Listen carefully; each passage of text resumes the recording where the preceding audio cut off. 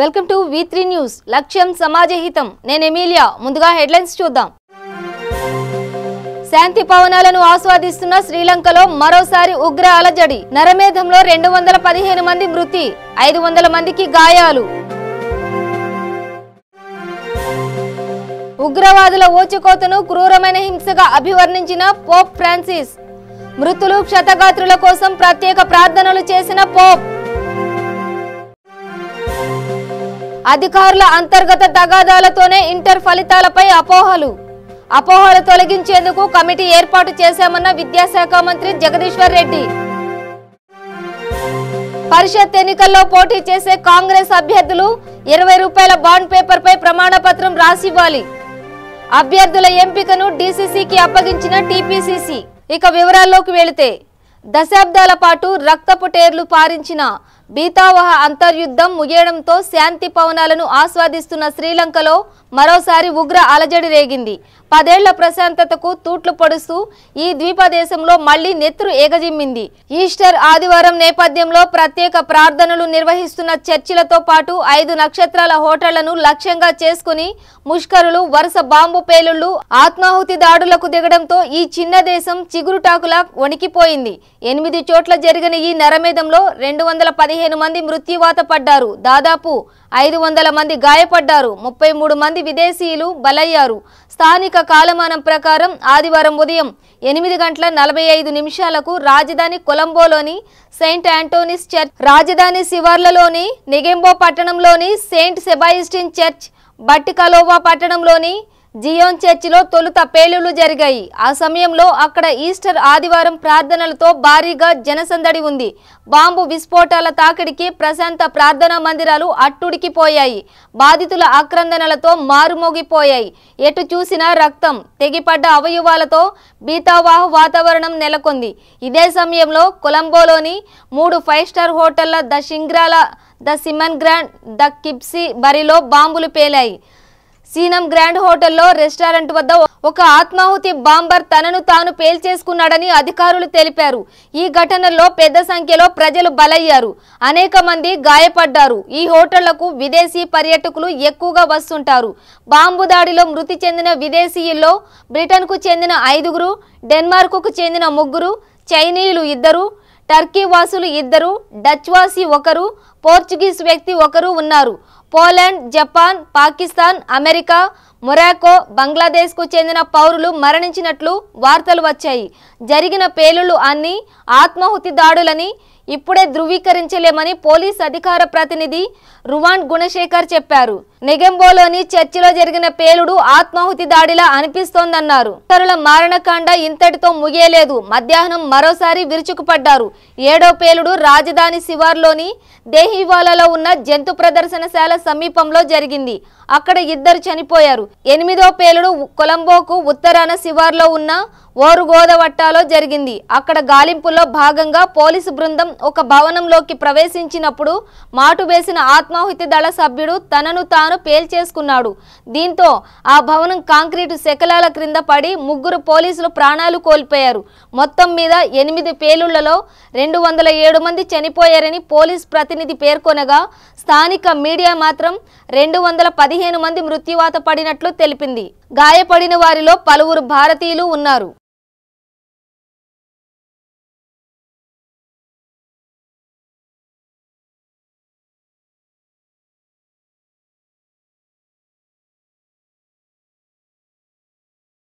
విశ్వాసులకు పండుగ రోజైన ఈస్టర్ ఆదివారం నాడు శ్రీలంకలో క్రైస్తవులు విదేశీయులను ఉగ్రవాదులు ఊచకోత కోయడాన్ని క్రూరమైన హింసగా పోప్ ఫ్రాన్సిస్ అభివర్ణించారు.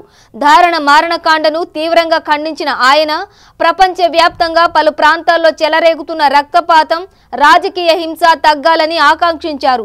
శ్రీలంకలో ఉగ్రవాద దాడుల గురించి తెలియడంతో బాధాతప్త హృదయంతో ఈస్టర్ పండుగ సందర్భంగా ప్రార్థనల్లో పాల్గొన్న విశ్వాసులను ఉద్దేశించి ఇవ్వాల్సిన ధర్మోపదేశాన్ని ఇవ్వలేదు.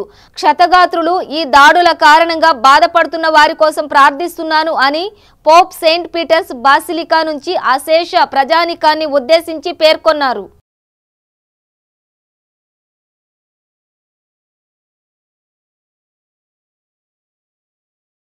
అధికారుల అంతర్గత తగాదాలతోనే ఇంటర్ ఫలితాలపై అపోహలు సృష్టించబడ్డాయని, ఆ అపోహలను తొలగించేందుకు ఓ కమిటీని ఏర్పాటు చేశామని తెలంగాణ రాష్ట్ర విద్యాశాఖ మంత్రి జగదీశ్వర్ రెడ్డి పేర్కొన్నారు. ఇంటర్మీడియట్ ఫలితాలు తప్పుడు తడకగా ఉన్నాయన్న ఆరోపణలు వెల్లువెత్తిన నేపథ్యంలో సంబంధిత అధికారులతో జగదీశ్వర్ రెడ్డి సమావేశమయ్యారు. అనంతరం మీడియాతో ఆయన మాట్లాడుతూ ఇంటర్ పరీక్షా ఫలితాలపై ఓ కమిటీని నియమించామని, టీఎస్ఎండి వెంకటేశ్వరరావుతో పాటు మరో ఇద్దరితో కమిటీ ఏర్పాటు చేశామని చెప్పారు. ఆ కమిటీలో బిట్స్ పిలానీ నిపుణుడు professor Vasan, IIT professor Nishant సభ్యులుగా ఉన్నారని వివరించారు. ప్రొఫెసర్ వాసన్ ఐటీపై స్పష్టమైన అవగాహన ఉందని, ప్రొఫెసర్ నిశాంత్ పోటీ పరీక్షల నిర్వహణలో నిపుణుడని తెలిపారు. ఫలితాల విషయంలో విద్యార్థుల తల్లిదండ్రులు ఆందోళన చెందవద్దని మంత్రి సూచించారు. దర్యాప్తు జరిపి 3 రోజుల్లో నివేదిక సమర్పించాలని కమిటీని ఆదేశించినట్లు సమాచారం. తెలంగాణలో ఇంటర్మీడియట్ ఫలితాలపై వస్తున్న విమర్శల్లో వాస్తవం లేదని, ఎలాంటి అపోహలకు ఆస్కారం లేదని ఇంటర్ బోర్డు కార్యదర్శి అశోక్ స్పష్టం చేశారు. ఇంటర్ బోర్డు ఫలితాలు తప్పుల తడకగా ఉన్నాయన్న ఆరోపణలు తలెత్తిన నేపథ్యంలో అశోక్ స్పందించారు. ఈ సందర్భంగా మీడియాతో ఆయన మాట్లాడుతూ, పరీక్షకు హాజరు కాని విద్యార్థి కూడా ఉత్తీర్ణుడైనట్టు జరుగుతున్న ప్రచారం అవాస్తవమని అన్నారు. 21,000 మంది విద్యార్థుల వివరాలు గల్లంతైనట్టు జరుగుతున్న ప్రచారంలో వాస్తవం లేదని, ఒక్క విద్యార్థి సమాచారం కూడా గల్లంతు కాలేదని స్పష్టం చేశారు. విద్యార్థులందరి వివరాలు బోర్డు వద్ద భద్రంగా ఉన్నాయని, విద్యార్థుల తల్లిదండ్రులు ఆందోళన చెందాల్సిన అవసరం లేదని చెప్పారు. అన్ని అర్హతలు కలిగిన వారితోనే మూల్యాంకనం చేయించినట్టు వివరించారు.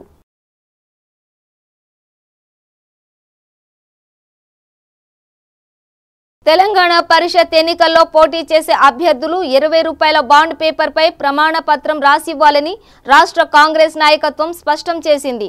గాంధీ భవన్లో పిసిసి అధ్యక్షుడు ఉత్తమ్ కుమార్ రెడ్డి నాయకత్వంలో జరిగిన సమావేశంలో ప్రమాణ పత్రం తాలూకా ఫార్మాట్ను విడుదల చేశారు. అభ్యర్థులకు బీఫారాలు ఇచ్చే అధికారాన్ని రాష్ట్రంలోని ఆయా జిల్లాల పార్టీ అధ్యక్షులకు అప్పగిస్తూ నిర్ణయం తీసుకున్నారు. ఫారం ఏలపై సంతకాలు చేసిన ఉత్తమ్ జిల్లా కలెక్టర్లకు ఇచ్చేందుకు వీలుగా ఓ ఫార్మాట్ను తయారు చేశారు. దానిని జిల్లా కాంగ్రెస్ కమిటీలకు అందజేశారు. ఇక ఈ సమావేశంలో ముఖ్యంగా మరో 3 నేతలు కాంగ్రెస్ వీడుతున్నారని జరుగుతున్న ప్రచారంపై ప్రధానంగా చర్చించినట్టు తెలుస్తోంది. ఈ సమావేశంలో పార్టీ కీలక నేతలు భట్టి విక్రమార్క, షబ్బీర్ అలీ, జానారెడ్డి, కుసుమ కుమార్ పాల్గొన్నారు.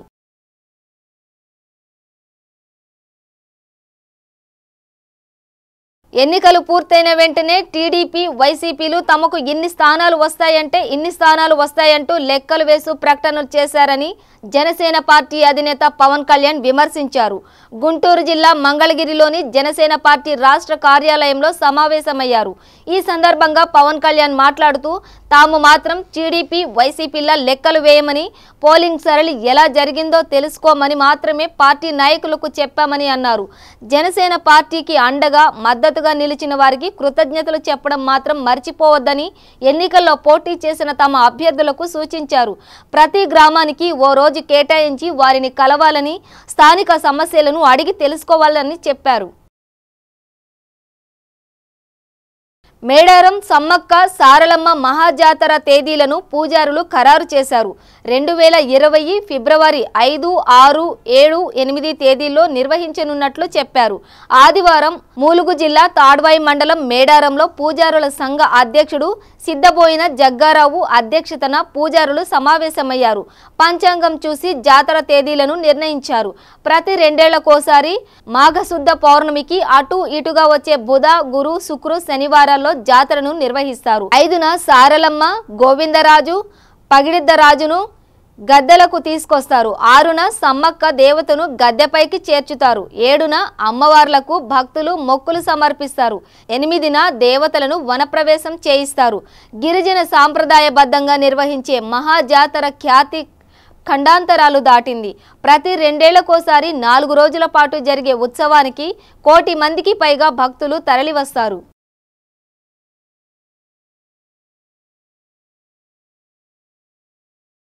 యాదాద్రి జిల్లా ఆలేరు నియోజకవర్గంలోని గత 3-4 రోజులుగా కురిసిన వడగండ్ల భారీ వర్షానికి రైతులకు తీవ్ర నష్టం జరిగింది. పలు గ్రామాలలో రైతులు మాట్లాడుతూ చేతికందిన వరి పంట నష్టపోవడం జరిగిందని ఆవేదన వ్యక్తం చేశారు. మంచి పంట కింద పడిపోవడంతో మాకు చాలా బాధగా ఉందని ఆవేదన వ్యక్తం చేశారు. మామిడి తోటలు, కూరగాయల తోటలు ఇలా పలువురు రైతులకు భారీ నష్టం వాటిల్లడంతో ఇలాంటి పరిస్థితి ఎవరికీ రావద్దని చాలా బాధతో ఆవేదన వ్యక్తం చేశారు. ఈ రోజు ఆలేరు ఎమ్మెల్యే గొంగిడి సునీత మహేందర్ రెడ్డి తుర్కపల్లి మండలంలోని పలు గ్రామాల్లో నష్టపోయిన రైతుల పంటల పొలాలను పరిశీలించారు. అనంతరం ఎమ్మెల్యే సునీత మీడియాతో మాట్లాడుతూ రైతులకు అపార నష్టం కలిగిందని, చేతికొచ్చిన పంట నష్టం కలగడం చాలా బాధాకరమని, ఈ అకాల వర్షం వల్ల 5,000 ఎకరాలకు నష్టం వాటిల్లిందని, ఈ పరిస్థితిని ముఖ్యమంత్రి కేసీఆర్ దృష్టికి తీసుకువెళ్తానని తెలియజేశారు.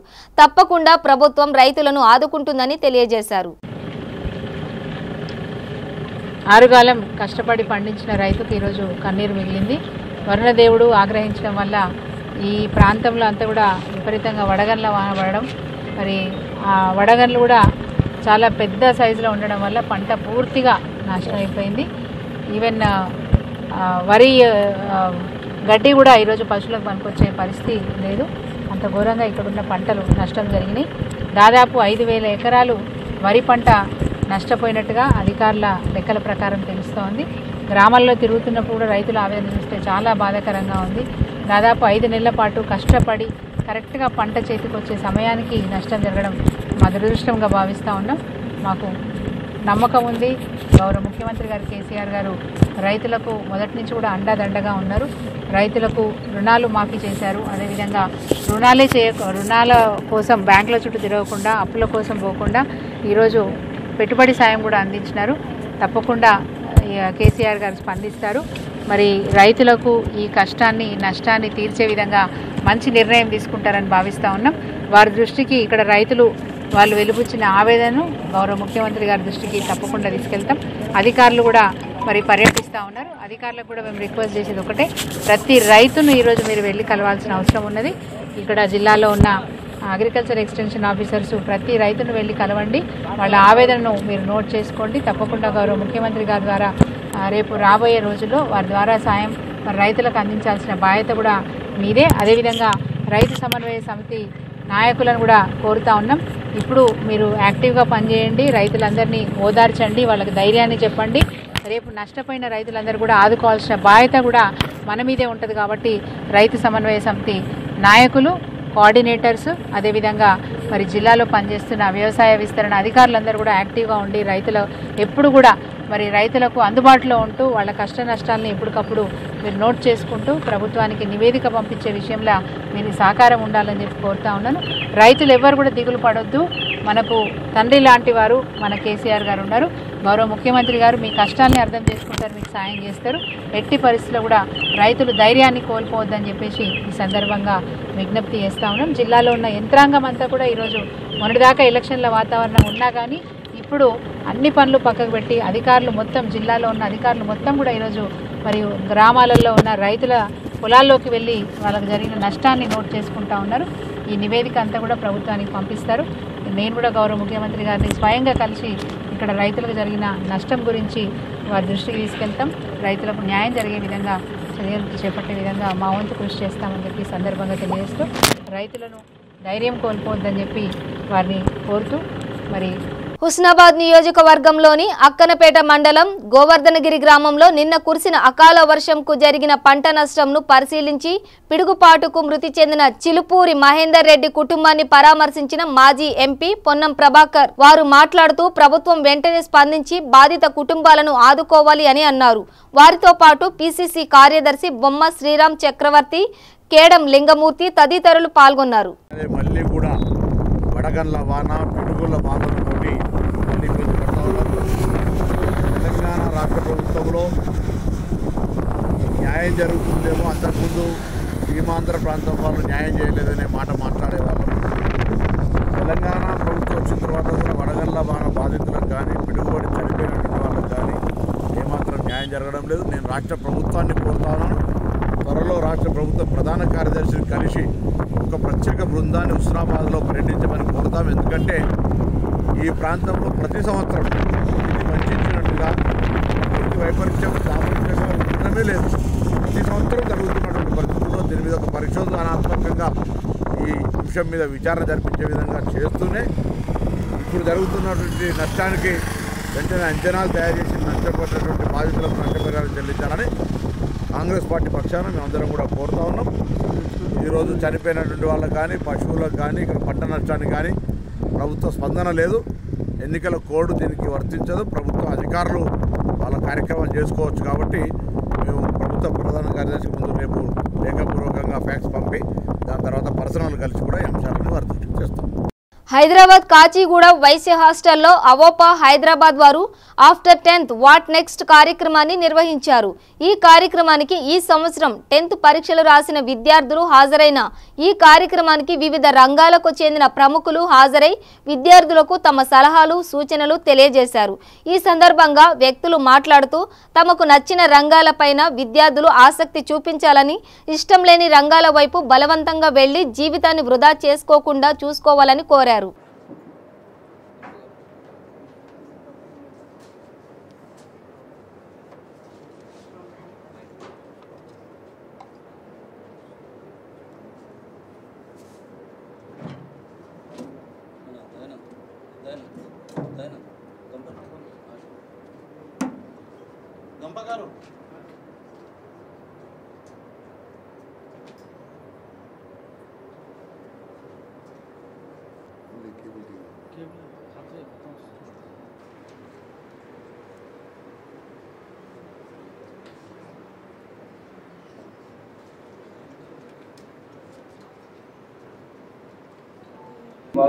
హృదయ గీతిక అందుకో నిత్య పూజా సత్య సింధు ఆత్మహారతి అందుకో కులం పారగ గణం సాగగ సేవ వీర్య ప్రోగగ విశ్వజననీ I request Avinash College Management authorities, please take over for the next session.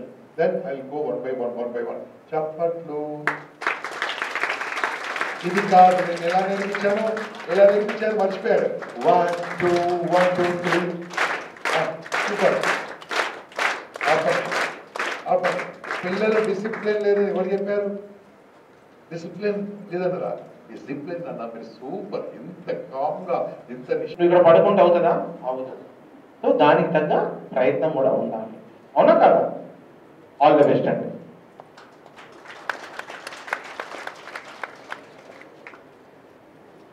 కాచిగూడలోని Aryavysya హాస్టల్లో ఈరోజు ఆర్యవైశ్య మరి జరుగుతున్న సమావేశం విద్యార్థులకు 10th తర్వాత వాట్ నెక్స్ట్ అనే కార్యక్రమం నడుస్తుంది. కండక్టెడ్ బై నాగేశ్వరరావు గారు, గంప నాగేశ్వరరావు గారు. వారి నుండి మరికొన్ని విషయాలు తెలుసుకుందాం. సార్ నమస్తే. సార్ నమస్తే అండి. ఎన్ని సంవత్సరాల నుంచి ఇలాంటి క్లాసెస్ నిర్వహిస్తున్నారు? గత 30 సంవత్సరాలుగా వ్యక్తిత్వ వికాసంలో ఉన్నానండి. పర్సనల్ డెవలప్మెంట్ లాస్ట్ 30 years నుంచి ట్రైనింగ్ ఇస్తున్నాను. And I'm psychologist and inspirational speaker. కానీ ఈరోజు ఈ కార్యక్రమం ఏంటంటే ఇంతవరకు ఎప్పుడు చేయని కార్యక్రమం. ఎప్పుడు కూడా ఎలా ఉద్యోగాలు సంపాదించుకోవాలి, ఎలా చదువుకోవాలి, ఎలా ఇంగ్లీష్ నేర్చుకోవాలి, ఎలా కమ్యూనికేషన్ నేర్చుకోవాలో చెప్తూ ఉంటాము. ఈరోజు ఏంటంటే 10th తర్వాత ఏం చేయాలి. ఎందుకంటే చాలామంది పిల్లలకు 10th తర్వాత ఏం చేయాలో తెలియదు. ఇంటి పక్కోడు ఏం చేస్తే అది చేస్తున్నారు, ఇంటి పక్కోడు ఏముంటే అది అవుతున్నారు. అలా కాకుండా చాలా కోర్సులు ఉన్నాయండి. ఈ కోర్సులను వాళ్ళు తెలియదు. అందుకోసమే ఈరోజు మనము మామూలుగా సోషల్ మీడియా ద్వారా అనౌన్స్ చేసి వచ్చిన పిల్లలందరూ కూడా ఒక 500 మంది స్టూడెంట్స్ వచ్చారు ఇక్కడికి. వాళ్ళ పేరెంట్స్ కూడా వచ్చారు. వీళ్ళందరూ కూడా ఏంటంటే ఈరోజు 10th తర్వాత అవకాశాలు, ఇంటర్మీడియట్లో అవకాశాలు ఏంది, సిఈసి తీసుకుంటే దాని తర్వాత ఏమేమి ఉంటాయి, ఎంపీసీ తీసుకుంటే ఏమేమి ఉంటాయి, బైపీసీ ఏముంటాయి, ఇదే కాకుండా ఎన్నో వేరే కోర్సులు ఉన్నాయి. ఇవన్నీ కోర్సులు తెలియని కోర్సులను ఈరోజు తెలియజేయడం కోసము ఆ సంబంధించిన ఆ గొప్ప గొప్ప మనుషులను పిలుస్తున్నాం. ఎగ్జాంపుల్గా ఈరోజు ఒక ఐఏఎస్ వస్తారు, ఒక ఐపీఎస్ వస్తారు, ఒక హోటల్ మేనేజ్మెంట్లో నిష్ణాతులైన వాళ్ళు వస్తారు, ఒక ఫ్యాషన్ డిజైనింగ్ ఎక్స్పర్ట్ వస్తారు, ఇక్కడికి ఒక డాక్టర్ సార్ వస్తారు, కొంతమంది ఐపీఎస్ వస్తాడు, సిఏ వస్తాడు, ఒక సిఎస్ వస్తాడు. ఇవన్నీతో పాటు ఐటీఐ ద్వారా ఏమి వెళ్తుంది, పాలిటెక్నిక్ ద్వారా ఏమి వెళ్తుంది, ఇంజనీరింగ్ అంటే ఏముంటుంది, ఇంజనీరింగ్లో ఉన్న కోర్సులు ఏమున్నాయి, ఇవన్నీ చాలామంది తెలియదు. కాబట్టి ఇవన్నిటి కోసం ఈరోజు ఇక్కడ పెట్టడం జరిగింది. ఈ కోర్సుతో పాటు 3 గంటల నుంచి పేరెంట్స్కి అండి, పేరెంట్స్ని పిల్లల్ని ఎలా పెంచాలి, ఈ పిల్లల్ని ఎలా చూసుకోవాలి. చూసారా మీరు 4 రోజుల నుంచి ఇంటర్మీడియట్లో ఫెయిల్ అయిన పిల్లలు ఒక 10-15 మంది తెలిసిన వాళ్ళే చనిపోయారు. తెలియని వాళ్ళు ఇంకెంతమంది చనిపోయారో మాకు తెలియదు. అంటే పిల్లల్ని ఎలా పెంచాలి, వాళ్ళని ఎలా ధైర్యంగా ఉంచాలి, ఎలా క్యారియర్ గవర్నెన్స్ చేయాలి, ప్రేమ అంటే ఏంది, అభిమానం అంటే ఏంది, వాత్సల్యం అంటే ఏంది, ఇవన్నీ వాళ్ళకి తెలియదండి. పేరెంట్స్ కూడా పేరెంటింగ్ క్లాస్ ఉంటుంది, ఒక 2 గంటల క్లాస్ ఉంటుంది. అసలు పేరెంటింగ్ ఏ వయసు పిల్లల్ని ఎలా పెంచాలి, పెద్దవాళ్ళని ఎలా పెంచాలి, చిన్నవాళ్ళని ఎలా పెంచాలి, వాళ్ళకు అతి గారవం చేయాలా, ఏమి చేయాలి, ఇవన్నీ కూడా వాళ్ళకి చెప్పడం జరుగుతుంది. ఎందుకోసం అంటే ఈ పేరెంటింగ్ ప్రాపర్ కలిగినందుకు ఇవన్నీ ప్రాబ్లమ్స్ వస్తున్నాయి. కాబట్టి ఏదైతే తల్లిదండ్రులు ఏ చేయలేకపోయారో పిల్లల నుంచి అవన్నీ కోరుకుంటూ ఉంటారు, ఆ ప్రెషర్ చేస్తూ ఉంటారు.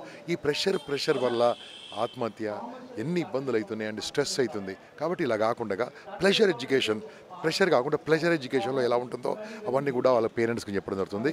ఈ పిల్లలకు ఈరోజు క్యారియర్ కౌన్సిలింగ్ తర్వాత ఎప్పుడు చదువుకోవాలి, ఎందుకు చదువుకోవాలి, ఎంతసేపు చదువుకోవాలి, ఏ టైంలో చదువుకోవాలి, ఇవన్నిటితో పాటు తల్లి అంటే ఎవరు, తండ్రి అంటే ఎవరు, దేశం అంటే ఏంది, దేవుడు అంటే ఏంది, ఇవన్నీ కూడా చెప్పడం జరుగుతుంది. అంటే చదువుతో పాటు సంస్కారం నేర్చుకున్న విద్యార్థులే మన భారతదేశాన్ని ముందు తీసుకొస్తారు. కాబట్టి అటువంటి సంస్కారం కూడా ఎలా ఉంటుందో ఈ ఒక్క రోజులో ఇవన్నీ మాడ్యూల్ తయారు చేసి వాళ్ళకి ప్రజెంట్ చేయడం జరుగుతుంది.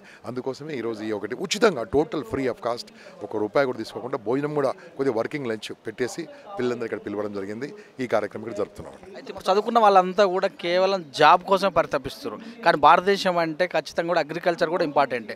దానివైపు ఏ తల్లిదండ్రులు కూడా అది కూడా చదివి అది కూడా జ్ఞానమైన విధంగా ఏ తల్లిదండ్రులు కూడా చెప్పట్లేదు. ఈ క్లాసులో ఇలాంటివన్నీ చెప్పే అవకాశం ఉందా?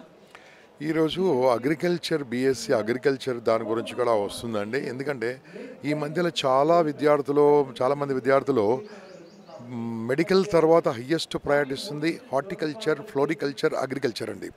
దాని గురించి కూడా చెప్తున్నాం ఈరోజు, ఎందుకంటే చాలామంది తెలియదు.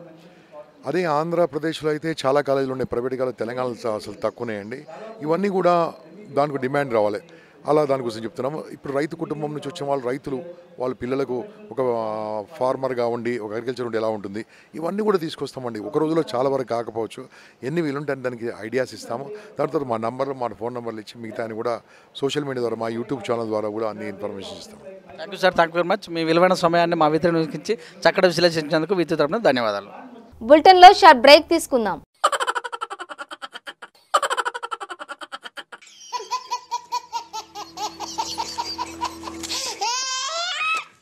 గిలిగిలిగా ప్రతిరోజు ఉదయం 11 గంటలకు, తిరిగి రాత్రి 9:30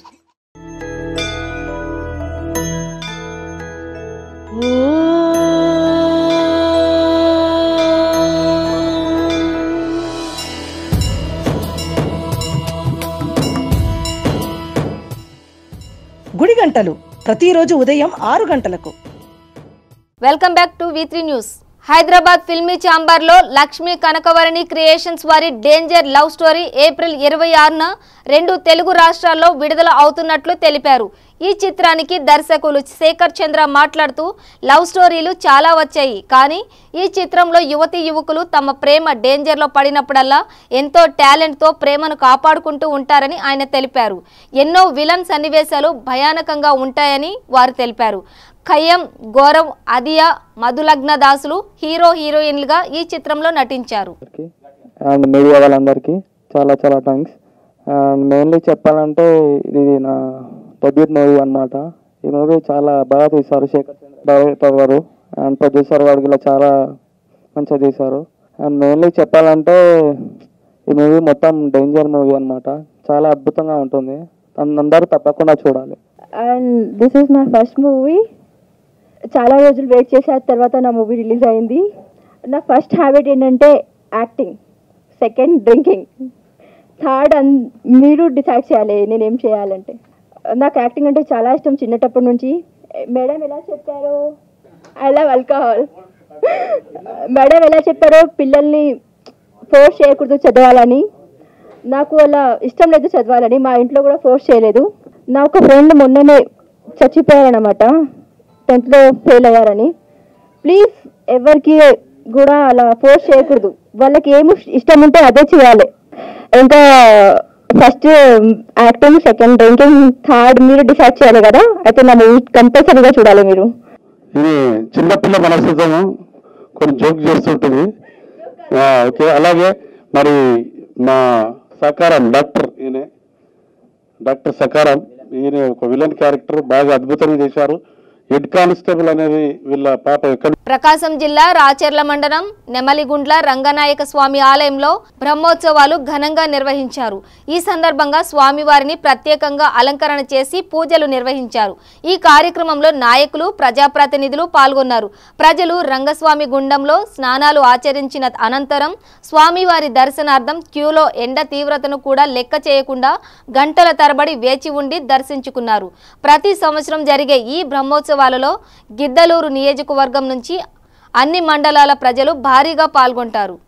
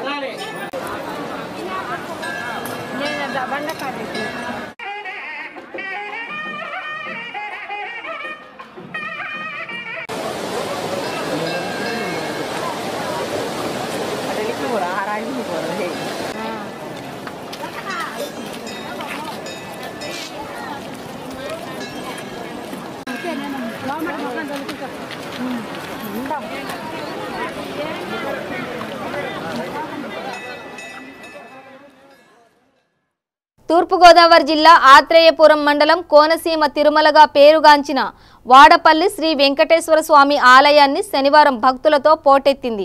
7 శనివారములు వెంకన్న దర్శనం 7 జన్మల పుణ్యఫలమని భక్తులు నమ్మకంతో స్వామిని దర్శించుకుంటున్నారు. కళ్యాణోత్సవంలో చివరి రోజు కావడంతో అధిక సంఖ్యలో భక్తులు స్వామిని దర్శించుకున్నారు. భక్తులకు ఆలయ ఈవో వివివిఎస్ఎన్ మూర్తి భక్తులకు తగు ఏర్పాట్లు చేశారు.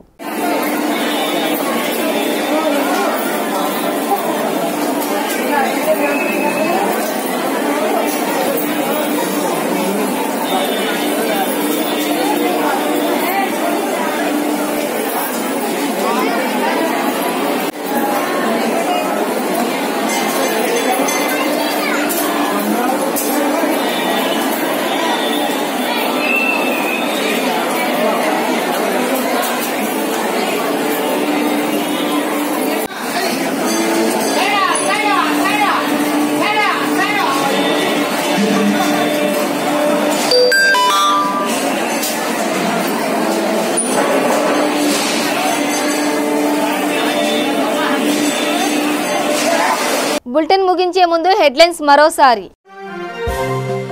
శాంతి పవనాలను ఆస్వాదిస్తున్న శ్రీలంకలో మరోసారి ఉగ్ర అలజడి. నరమేధంలో 215 మంది మృతి, 500 మందికి గాయాలు.